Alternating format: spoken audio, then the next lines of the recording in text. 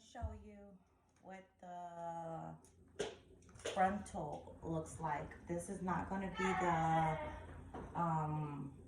the whole, well, this is going to be the closure, not the frontal, because the frontal is usually, it's going to be put in, from ear to ear when you put it in. So this part right here, all of this is going to be from one ear to the next ear. And when I say frontal, is the one that I showed you that has the long lace. And that one that has the longer lace, it goes from ear to ear, which is this. It goes from ear to ear, and you can pull your hair back like this. And then all of this will look like your natural hair, your natural scalp. So it will have it where you can pull your hair back and it looks natural. If you wear your hair in ponytails like this or up or whatever. If you don't, like me, I typically don't. So a closure works for me because I just wear my hair in a ponytail like this, which means it covers the whole wig. And then all you have is pretty much this. You can pull it back your ear like this if you want to go back, but it's a cap right here. So you can see the cap. Let me pull it closer. So this is the cap right here. And that's where I pretty much sewed the hair onto the cap at right here. But if you have the full frontal, this part will go all the way down here, and then it will look like your real hair, like the scalp. Look at the scalp. So this right here is pretty much the scalp.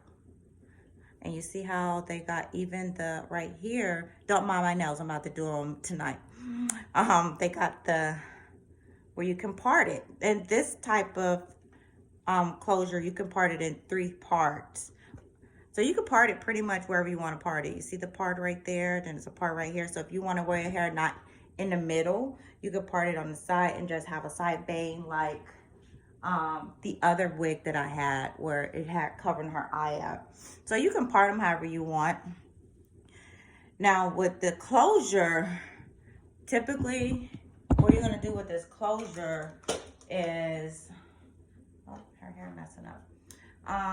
It's just in the front, and you see all of this right here, the scalp, the part, and typically I will put a cap on, and I'm gonna get the cap and show you the cap afterwards and what I use to keep this closed up. So I'll cut it close to the hairline up here.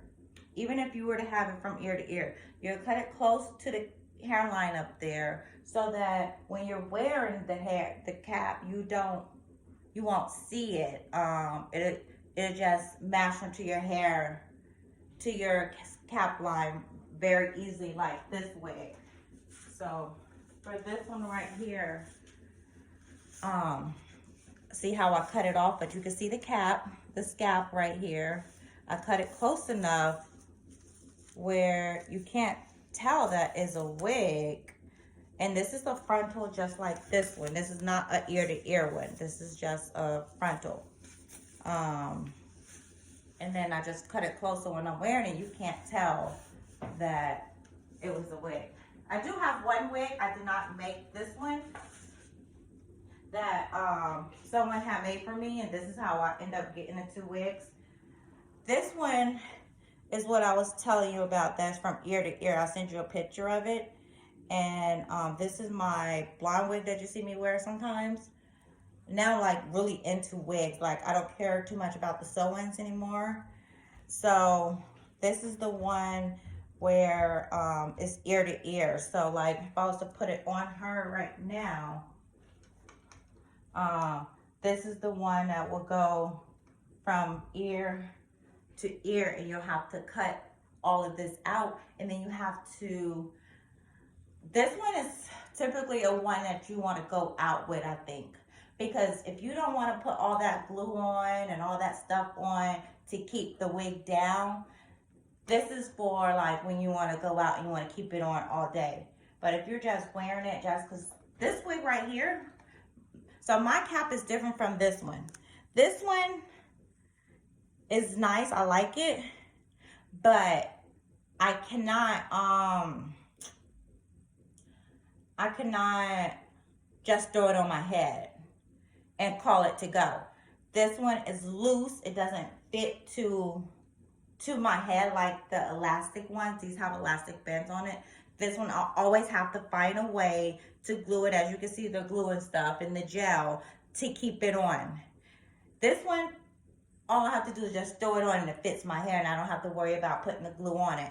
But if I do want to wear this one, and I want to wear it all day, I can glue it up. But if I don't want to glue it up, I don't have to. So let me show you what I use to glue it up really quick.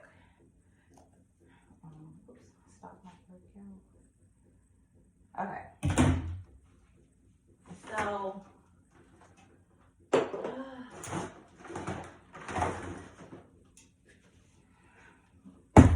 let me get something else really quick.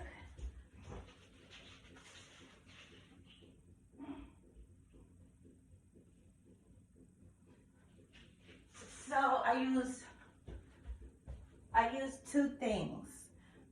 This one is for when I carry this everywhere I go, if I have a wig on. Because all I gotta do is just put it on and after this is cut, just slap it on, it's good to go. For this one, when you're wearing this type of wig from ear to ear, I typically put this on, or I could put this on also over it. And it's called Got to Be Glue. And it's pretty much a spray, you just spray it. And then I'll spray the cap, and then I'll put it on. So anytime I use these two, I don't want to put this on my hair. I mean, I could, because all it is like hairspray and gel. But I don't want to use this every single day, because then you gotta wash your hair constantly. So what I do, if I have it, sorry the video is so long, Christina. Just trying to show you everything.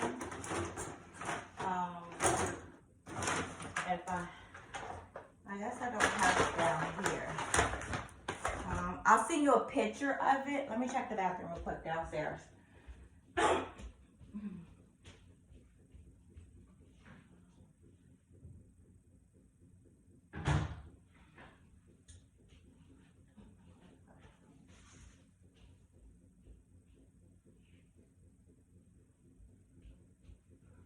So I don't have the cap. I'll run upstairs and get it after this video. And what I do, I put the cap on top, and then I will spray around the edges of where I know the lace is going to be. And I'll spray it, let it dry for a little bit. And then I'll put the glue on it, or even if it's just right here, put the glue on it, mash the glue down, and then I'll put the wig on and let it sit, let it dry, try to mash it up. I just brought some headbands that I'm going to be selling too. They should be coming in shortly, but the headbands is pretty much a wrap that you could wrap around, that girls usually put on to let the hair dry and to keep the hair flat and straight and let it dry. And that's pretty much, it sounds like a lot, but it's not a lot when you want to change your hair up. And for me, I like to change my hair up. So that's why you saw me, and I feel like it's easier and cheaper for me to change up my wigs than to keep getting sew-ins. Because my sew-in girl, she charges $890 to sew it in, and most places is more than that. It's like $200, and that's not with the hair. You gotta pay for the hair, and that's like $400 and something altogether. So if I want to change up my hair, I make a wig or buy wigs. Like I brought the blonde wig. I still wear the blonde wig because people say it suits me. And just like I want to try this color too. The ones I just brought. If you're ever interested in blonde, is the 3/6 360 blonde that I want to try. It's six, I mean, not 360, it's 613 is the color. It's blonde. And it has the same thing, the little closure that I showed you that's in her head right here. And so, some people buy it to do a sew-in or a wig. So, whatever people decide what they want to do with the hair when they buy it, or if they let me know, oh, to make a custom wig. Like, this one I made for one of my customers in San Diego that I posted. It looks a mess right now, but it has color in it. I don't know if you can see the color, but it's not dark. Like, it's not a bright color, but it's like a blue color right here. And she likes it because she said it covers up her forehead and she feels like she got a big forehead. But yeah, and this one has the same thing, which is a closure like this. So I sell the closures. The closures are a little bit cheaper than the frontals. The frontals are expensive. They can go up to $100. The ones that's from ear to ear. But a lot of people like these because they could pull their hair back and do whatever. But I'll send you this video right now, and then I'm going to send you a picture of the cap that I usually put on underneath here. And I'll show you a picture in a small video. Okay, bye.